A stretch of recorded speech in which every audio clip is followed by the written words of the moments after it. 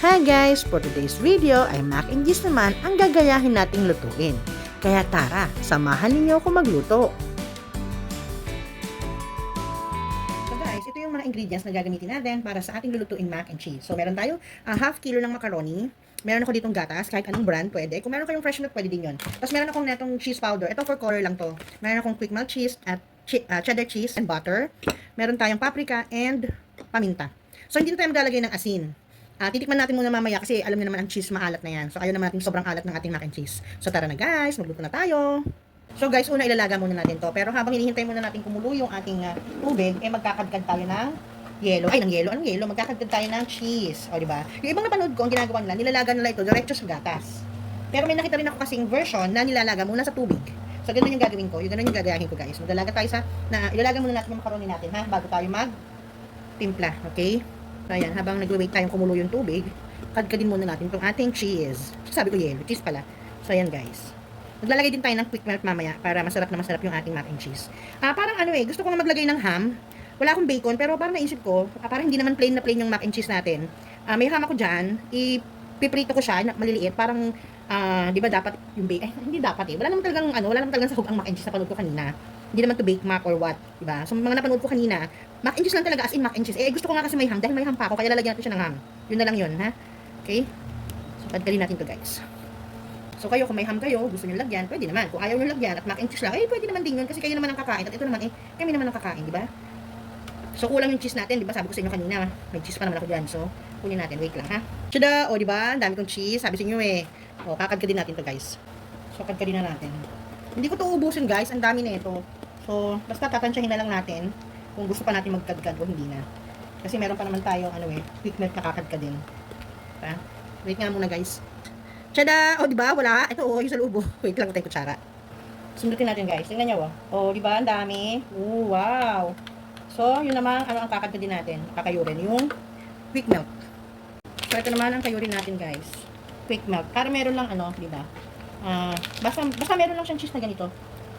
Kung wala kayong quick melt, okay lang naman. Gusto ko lang maglagay kasi meron akong extra liquid. Ayan guys, kayurin natin. Huwag masyadong madami. Pero parang gusto kong dagdagan yung isang cheese natin.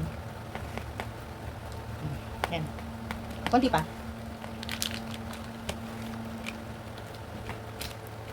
Ayan. Okay na yan guys. Check natin. Tada! O, diba? Okay na yan guys. Siguro mamaya magkakahit ako din ng isa pang cheese. So, ayun na guys. Kumukulo na. Ihulog na natin yung ating macaroni. Ay, nakalimutan ko maglagay ng salt. Wait lang. Hindi ako maglagay ng asin. Salt lang. Kayo, kung gusto nyo maglagay ng Wait, oil, what? ng mantika, pwede naman. Ako kasi ayoko. Salt lang. Yan, konti lang yun. So, ayan. Hintayin lang muna natin itong maluto guys, ha? Pero hindi yung, hindi yung labsak ha. Yung medyo makunat pa para mamaya pagka inilagay natin iniluto ulit natin sa milk, maganda yung kalalabasan niya. Tada! O, diba? Ito na yung ham natin, guys. Ipiprito ko muna siya. Medyo tutustahin natin siya parang bacon, ha? So, guys, nasalag na natin yung ating ham. Lagyan natin ng konting butter. Ayan. Hintayin muna natin malusaw yung butter natin.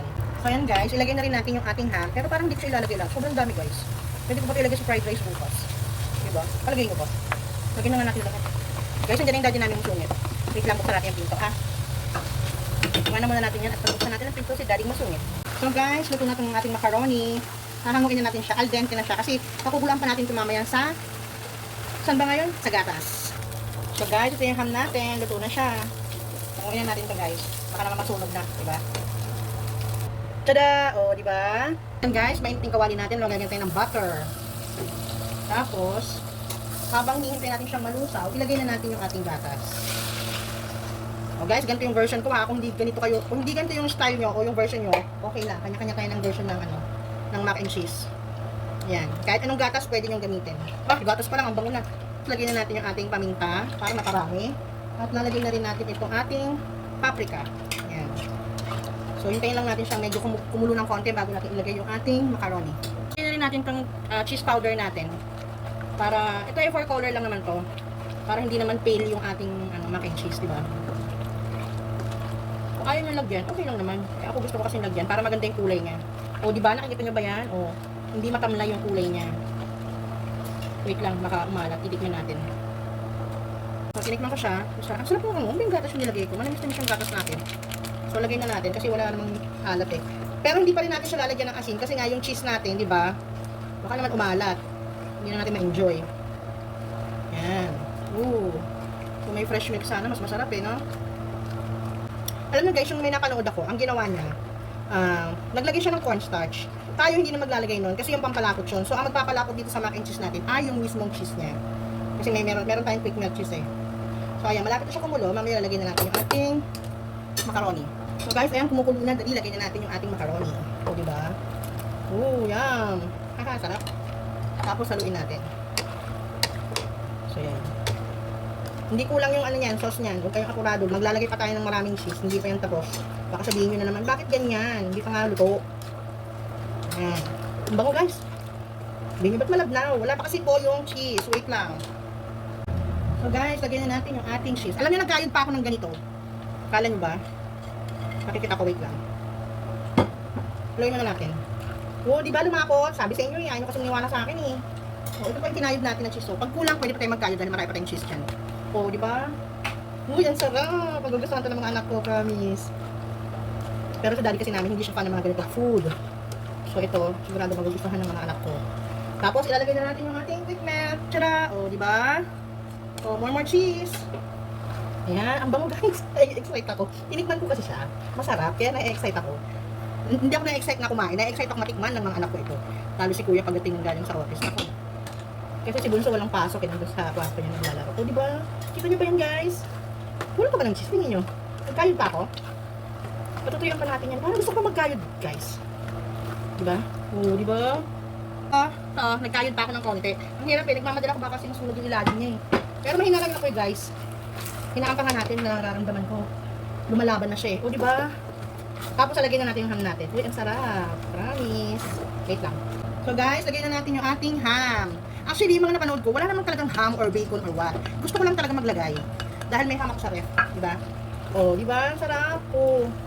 Kasi smoky flavor ng sasama din sa cheese. Guys, ang sarap nito, promise. Tara na. Excited ako. Sarap. Tinanong ko si daddy kung lagyan ko pa ng cheese. Hindi daw niya alam kasi hindi naman niya alam to. Which is totoo naman. So, ayan guys. Ang sarap. Ito na. Tara, kain na tayo. Ito na po ang version ko ng mac and cheese. Sana nagustuhan nyo. Thank you for watching. Bye!